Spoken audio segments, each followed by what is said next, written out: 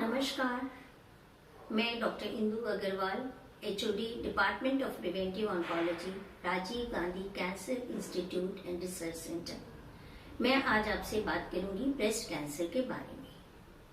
Cancer विश्व भर में मृत्यु का एक बहुत बड़ा कारण बनता जा रहा है। हमारे भारतवर्ष में प्रतिदिन 2000 से भी ज्यादा लोग कैंसर के शिकार होते हैं, लेकिन अगर लोगों में इस रोग और इसके उपचार के प्रति जागरूकता हो तो इससे होने वाली मौतों को बहुत कम किया जा सकता है। ब्रेस्ट कैंसर औरतों में होने वाला सबसे आम कैंसर है। हर 3 मिनट में एक महिला को ब्रेस्ट कैंसर होता है। ये मैं अपने देश के आंकड़े बता रही हूँ। और हर 6 मिनट में एक महिला की हमारे देश में इसकी वजह से मृत्यु हो जाती है। सो आप अंदाजा लगा सकते हैं कि ब्रेस्ट कैंसर भारतवर्ष में आज कितनी गंभीर समस्या है। हमारे पास 60% से ज्यादा लोग एडवांस स्टेज में आते हैं। कहीं न कहीं इसके पीछे जानकारी का अभाव है, लक्षणों की पहचान न कर पाना या इन लक्षणों को लेकर हिचकिचाहट विशेषज्ञ के पास जाने की। तो चलिए जानते हैं ब्रेस्ट कैंसर के सिम्टम्स क्या होते हैं। ब्रेस्ट कैंसर का जो एक सिम्टम सबसे ज्यादा कॉमन है वो है गांठ या लम्प। गांठ पता चलने पे तुरंत हमें डॉक्टर के पास जाना चाहिए, देरी नहीं करनी चाहिए। हर गांठ कैंसर की गांठ नहीं होती, लेकिन ये आपने घर बैठ के डिसाइड नहीं करना है। डॉक्टर के पास जाइए, डॉक्टर कुछ इन्वेस्टिगेशंस करेगा, जांचें करेगा और उसके बाद ही पता चलता है कि ये खतरे वाली गांठ है या बिना खतरे की गांठ है। अगर उस गांठ में दर्द नहीं है तो वो और भी ज्यादा खतरनाक है, because most of the breast cancer lumps are painless to begin with. Breast cancer का दूसरा लक्षण हो सकता है निप्पल में परिवर्तन। निप्पल अंदर की तरफ धंस सकता है या निप्पल से कुछ डिस्चार्ज हो सकता है। अगर वो ब्लडी डिस्चार्ज है तो वो कैंसर का एक लक्षण हो सकता है। ब्रेस्ट के आकार और साइज और शेप में परिवर्तन आना, जिसकी वजह से दोनों ब्रेस्ट में असमानता आ सकती है। ब्रेस्ट कैंसर की स्किन में कुछ चेंजेस हो सकते हैं, जैसे लालिमा का आना या सिकुड़न आ जाना। कई बार ब्रेस्ट कैंसर की स्किन जो है वो संतरे के छिलके जैसी हो जाती है, सूजी हुई और जिसमें डिम्पलिंग्स होती हैं, जिसको हम peau d orange appearance of the skin कहते हैं। कई बार बगल में गांठ आ जाती है। तो ऐसा कोई भी लक्षण है उसे हमें इग्नोर नहीं करना है, हमें तुरंत अपने डॉक्टर के पास जाना चाहिए और चेकअप कराना चाहिए। अब आप सबके मन में ये सवाल आ रहा होगा कि ब्रेस्ट कैंसर के रिस्क फैक्टर्स क्या होते हैं, यानी किन चीजों से ब्रेस्ट कैंसर होने का खतरा बढ़ जाता है। ब्रेस्ट कैंसर के जो रिस्क फैक्टर्स हैं उनको हम 2 भागों में बांट सकते हैं। एक तो मॉडिफाइबल रिस्क फैक्टर्स, एक non modifiable. Modifiable risk factors का मतलब है जिन पे हमारा कंट्रोल है, जैसे कि बॉडी वेट, वजन को नियंत्रित रख के, खास तौर पे मेनोपॉज के बाद में, जब माहवारी बंद हो जाती है उसके बाद अगर वजन बढ़ता है तो ब्रेस्ट कैंसर का रिस्क जो है वो बढ़ जाता है। बहुत सारी स्टडीज हुई हैं भारतवर्ष में भी और पाश्चात्य देशों में भी, जिनसे पता चलता है कि जब बॉडी वेट बढ़ता है, ओबेसिटी से खाली ब्रेस्ट कैंसर ही नहीं, ऐसे 13 तरह के डिफरेंट कैंसर हैं जिनका खतरा जो है वो बढ़ जाता है। इसलिए वजन को नियंत्रित रखना जो है वो बहुत जरूरी है। उसके बाद डाइट जो है सैचुरेटेड फैट्स, घी, तेल, मक्खन आदि का ज्यादा इस्तेमाल करने से ब्रेस्ट कैंसर का खतरा बढ़ जाता है। बहुत सारी स्टडीज के हिसाब से लाल मांस, रेड मीट का सेवन करने से भी ब्रेस्ट कैंसर का खतरा जो है वो बढ़ता है।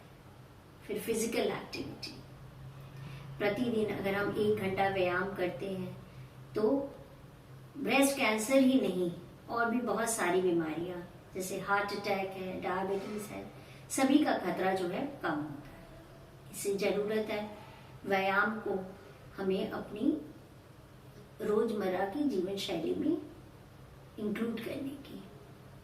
ऑफ हॉर्मोन्स, ईस्ट्रोजन, प्रोजेस्टेरोन आदि का जो इस्तेमाल है उससे भी ब्रेस्ट कैंसर का रिस्क थोड़ा बढ़ता है। ये हार्मोन्स जनरली HRT के रूप में दिए जाते हैं, जिसको हम हार्मोन रिप्लेसमेंट थेरेपी कहते हैं। मेनोपॉज के बाद कई बार डॉक्टर्स प्रेस्क्राइब करते हैं, बट इनका इस्तेमाल जो है वो डॉक्टर की सलाह पे ही करना चाहिए। उसी तरह से बच्चे को दूध ना पिलाना, ब्रेस्ट फीड ना करना या बढ़ती उम्र तक बच्चे पैदा ना करना, ये सारे जो रिस्क फैक्टर्स हैं इनको अवॉइड करना चाहिए। उसके अलावा अल्कोहल और तंबाकू का सेवन जो है उससे भी ब्रेस्ट कैंसर का खतरा बढ़ता है। ये तो हो गए मॉडिफाइबल रिस्क फैक्टर्स। अब हम बात करेंगे नॉन मॉडिफाइबल रिस्क फैक्टर्स की, जिनपे हमारा कोई कंट्रोल नहीं है। जैसे कि बढ़ती उम्र के साथ ब्रेस्ट कैंसर का खतरा जो है वो बढ़ता चला जाता है। हालांकि पाश्चात्य देशों के मुकाबले भारतवर्ष में जो है कैंसर, ब्रेस्ट कैंसर कम उम्र की महिलाओं को शिकार बना रहा है। It occurs a decade earlier, 10 साल पहले हो जाता है। उसी तरह से पारिवारिक इतिहास, फैमिली हिस्ट्री, अगर परिवार में 1-2 सदस्यों को ब्रेस्ट कैंसर है या ओवेरियन कैंसर है तो उनकी भी ब्रेस्ट कैंसर होने की संभावना बढ़ जाती है। अबाउट 10% ऑफ केसेस में थोड़ा सा जेनेटिक म्यूटेशंस होते हैं जो फैमिली में रन करते हैं, जैसे BRCA1, BRCA2, तो बट वो बहुत कम है, जस्ट 10%। 90% केसेस में जो है वो एनवायरमेंटल रिस्क फैक्टर्स ही है, वो अपना रोल प्ले करते हैं। उसी तरह से बच्चे ना होना या फिर लॉन्ग मेंस्ट्रुअल हिस्ट्री, बहुत कम उम्र में माहवारी शुरू हो जाना 11 साल से भी पहले, और लंबे समय तक माहवारी का चलना, 55 साल की उम्र के बाद मेनोपॉज होना, इन सब से भी ब्रेस्ट कैंसर का खतरा जो है वो बढ़ जाता है। Stage of breast cancer at the time of diagnosis is very important. Normally हम ब्रेस्ट कैंसर की जो स्टेजिंग करते हैं, जैसे stage 1, stage 2, stage 3 and stage 4, इसमें स्टेज 1 एंड 2 को हम अर्ली ब्रेस्ट कैंसर कहते हैं और स्टेज 3 एंड 4 को थोड़ा एडवांस ब्रेस्ट कैंसर कहते हैं। स्टेज 1 जैसे कि अगर वो गांठ है तो 2 सेंटीमीटर से कम की गांठ होती है तो उसको हम स्टेज 1 कह देते हैं। अगर वो 5 सेंटीमीटर से कम की गांठ है और 2 सेंटीमीटर से बड़ी है तो उसको स्टेज 2 कह देते हैं। अगर आसपास के लिम्फ नोड्स इन्वॉल्व होते हैं तो वो स्टेज 3 हो जाता है। और अगर ब्रेस्ट से हटके कैंसर अगर जिगर में, ब्रेन में, हड्डियों में या फेफड़ों में फैल जाता है तो वो स्टेज 4 कहलाता है। तो जैसे जैसे स्टेज बढ़ती जाती है चांसेस ऑफ सक्सेसफुल ट्रीटमेंट जो है वो कम हो जाते हैं। स्टेज 1 में ऑलमोस्ट मोर देन 98% जो है क्योर रेट होता है। तो अर्ली डिटेक्शन जो है वो बहुत इंपॉर्टेंट है ब्रेस्ट कैंसर में। अब हम अर्ली कैसे डिटेक्ट कर सकते हैं? अर्ली डिटेक्शन के लिए हम कहते हैं 3 pronged अप्रोच है। Breast self examination, clinical breast examination और मैमोग्राफी। ब्रेस्ट सेल्फ एग्जामिनेशन हर 20 साल की उम्र के बाद हर महिला को, हर लड़की को ब्रेस्ट सेल्फ एग्जामिनेशन हर महीने जरूर करना चाहिए। और 40 साल की उम्र के बाद साल में एक बार कम से कम डॉक्टर से अपना चेकअप कराना चाहिए। और 40 साल की उम्र के बाद ही हम मैमोग्राफी रिकमेंड करते हैं। मैमोग्राफी एक बहुत ही लो डोज रेडिएशन वाली एक इन्वेस्टिगेशन है जिसमें हम सिम्टम्स के आने के ऑलमोस्ट 2 to 3 ईयर्स पहले जो है हम ब्रेस्ट कैंसर को पकड़ सकते हैं।